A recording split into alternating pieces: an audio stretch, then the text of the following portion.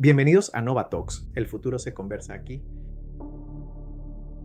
Hola a todos, bienvenidos a Nova Talks.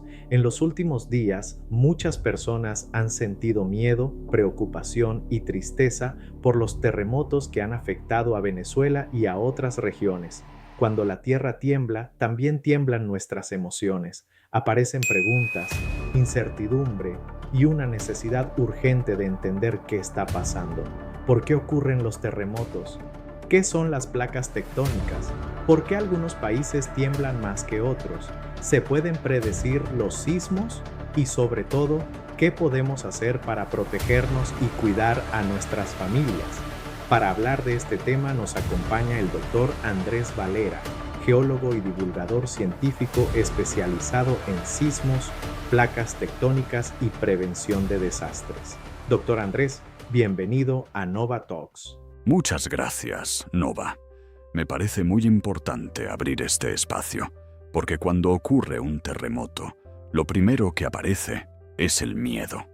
Y el miedo crece cuando no entendemos qué está pasando. La tierra parece firme bajo nuestros pies, pero en realidad está en movimiento constante.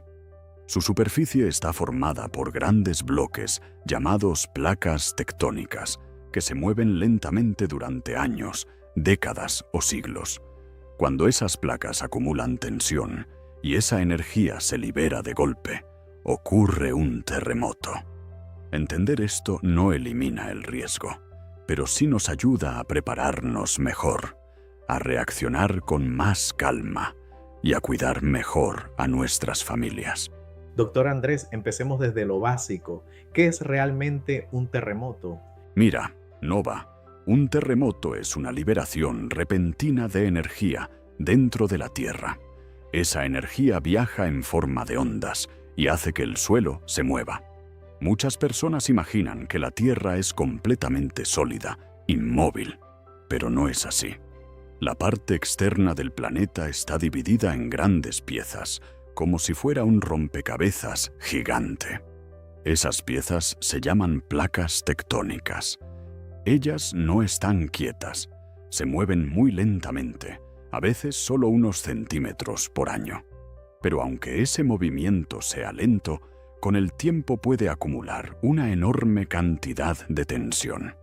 Cuando esa tensión supera el límite de resistencia de las rocas, se rompe o se desliza una falla geológica, y esa energía se libera en segundos.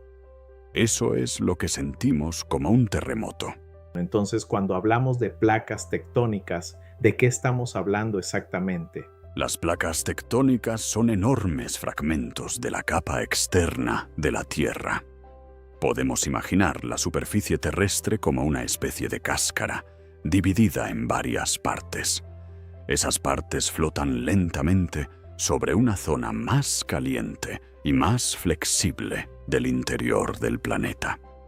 No flotan como un barco sobre el agua, pero sí se desplazan muy lentamente debido al calor interno de la Tierra. Algunas placas se separan, otras chocan, otras se deslizan una al lado de la otra. Y en esos bordes, donde las placas interactúan, es donde suelen ocurrir muchos terremotos. Por eso hay regiones del mundo que son más sísmicas que otras.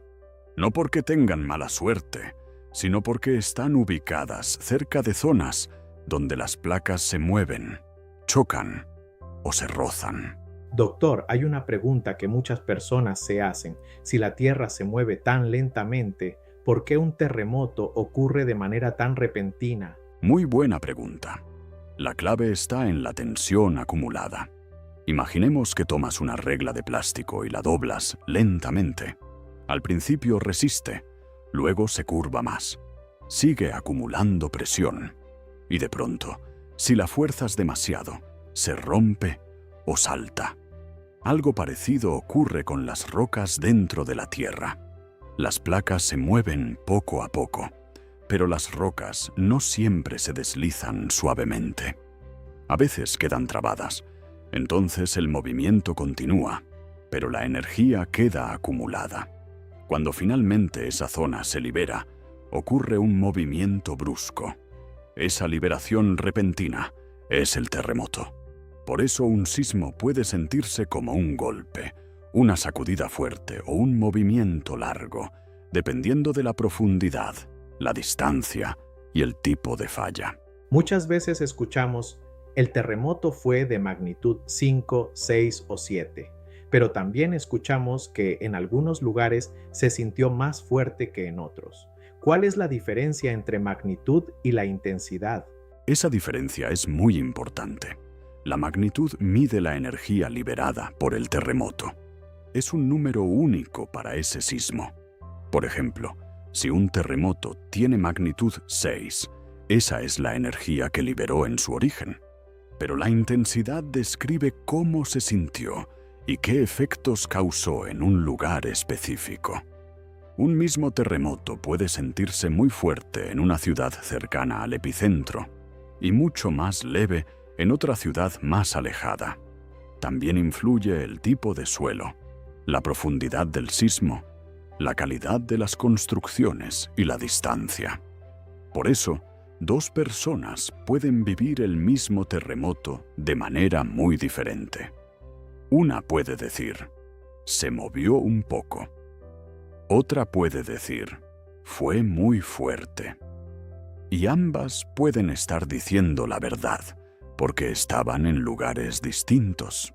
Una de las preguntas más importantes es esta: ¿se pueden predecir los terremotos? La respuesta honesta es, no se pueden predecir con exactitud. La ciencia puede identificar zonas de riesgo, puede estudiar fallas geológicas, puede calcular probabilidades, puede decir qué regiones son más propensas a terremotos, pero no puede decir con precisión, mañana a las 3 de la tarde va a ocurrir un terremoto en este punto exacto. Eso no es posible actualmente.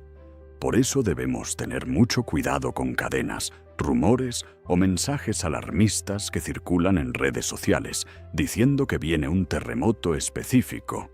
Eso genera miedo y confusión. Lo correcto es prepararnos, no vivir en pánico. La prevención salva vidas, pero la desinformación puede causar más angustia. ¿Por qué algunos países o regiones tienen más terremotos que otros? Porque están ubicados cerca de zonas donde las placas tectónicas interactúan. Hay países que se encuentran sobre bordes de placas o cerca de fallas activas. En esas zonas, la Tierra libera energía con más frecuencia.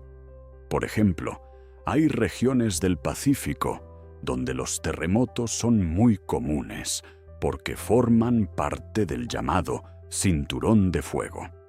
También hay zonas del Caribe y de América Latina donde existen fallas y movimientos tectónicos importantes. Pero es importante entender algo. Que una zona sea sísmica no significa que debamos vivir con miedo todos los días. Significa que debemos vivir con preparación. Las familias deben saber qué hacer. Las escuelas deben tener planes. Las comunidades deben organizarse. Y las construcciones deben respetar normas de seguridad. El riesgo no siempre se puede evitar, pero sí se puede reducir. Doctor, vayamos a lo práctico. ¿Qué debe hacer una persona durante un terremoto? Lo primero es mantener la calma tanto como sea posible. Sé que es fácil decirlo y difícil hacerlo, pero la calma ayuda a tomar mejores decisiones. Durante un sismo, una regla muy conocida es agacharse, cubrirse y sujetarse. Si estás dentro de una casa o edificio, busca protegerte de objetos que puedan caer. Puedes colocarte debajo de una mesa resistente o junto a una zona segura, lejos de ventanas, espejos, repisas o muebles altos. No corras hacia las escaleras mientras el movimiento está ocurriendo. No uses ascensores. Si estás en la calle, aléjate de postes, cables, paredes, vidrios, árboles grandes o estructuras que puedan caer. Si estás manejando, reduce la velocidad, detente en un lugar seguro y evita puentes, túneles o cables eléctricos. Lo más importante es proteger la cabeza, evitar caídas y no actuar por impulso. ¿Y qué se debe hacer después del terremoto? Después del sismo, hay que revisar primero si estás bien y si las personas cercanas necesitan ayuda. Luego, debes tener cuidado con las réplicas. Las réplicas son movimientos que pueden ocurrir después del sismo principal. También es importante revisar si hay olor a gas, cables caídos, grietas importantes o daños estructurales. Si hay daños serios, no entres nuevamente a la vivienda hasta que sea revisada por personas capacitadas. Usa mensajes de texto en vez de llamadas largas, porque las redes pueden estar saturadas. Sigue información oficial y evita compartir rumores. Y algo muy importante, ayuda sin exponerte. La solidaridad es fundamental, pero también debemos cuidar nuestra seguridad para poder ayudar mejor. ¿Qué debería tener una familia preparada antes de que ocurra una emergencia? Toda familia debería tener un pequeño plan de emergencia. No tiene que ser complicado. Primero, definir un punto de encuentro. Por ejemplo, si ocurre un sismo y la familia se separa, ¿dónde se van a reunir? Segundo, tener una mochila de emergencia. Esa mochila puede incluir agua, algunos alimentos no perecederos, linterna, baterías, radio, cargador portátil, medicinas importantes, copias de documentos, silbato, kit básico de primeros auxilios, algo de efectivo y números de contacto escritos en papel. También es bueno enseñar a los niños qué hacer sin asustarlos. La preparación no debe sembrar miedo, debe dar tranquilidad.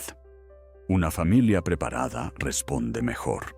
¿Cuáles son los errores más comunes que comete la gente durante un terremoto? Uno de los errores más comunes es correr sin dirección.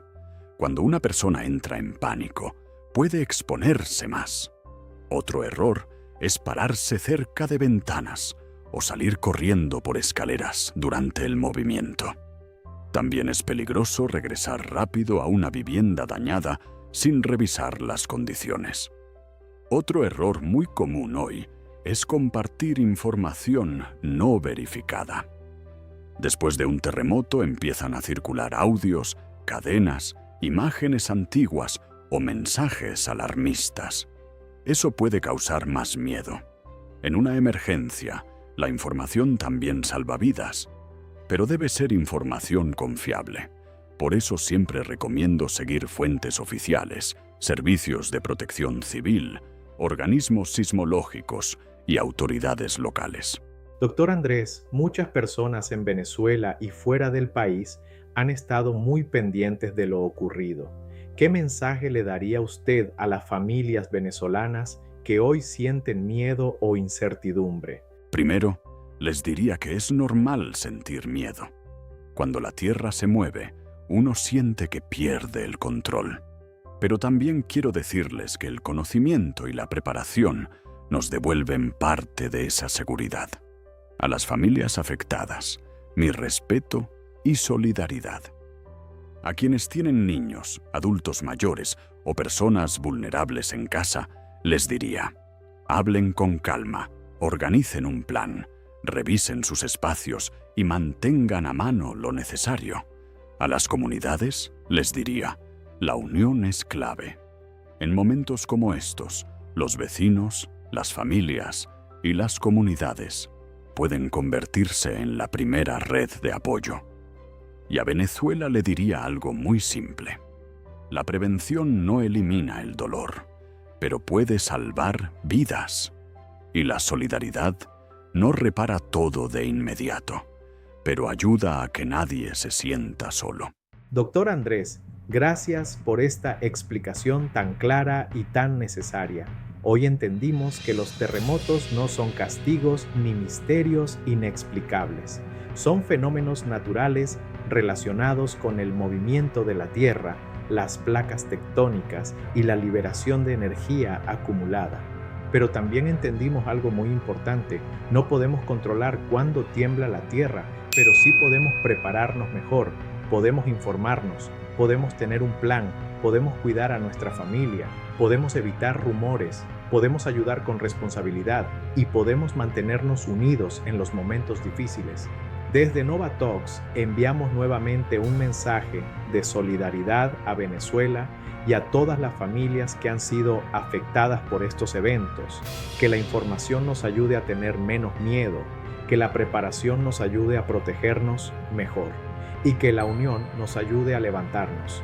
Si este episodio te pareció útil, compártelo con alguien que necesite esta información. Déjanos en los comentarios desde qué país nos ves y si en tu zona también se han sentido movimientos. Esto fue Nova Talks. El futuro se conversa aquí. Y recuerda, pensamiento sin acción es pura ilusión.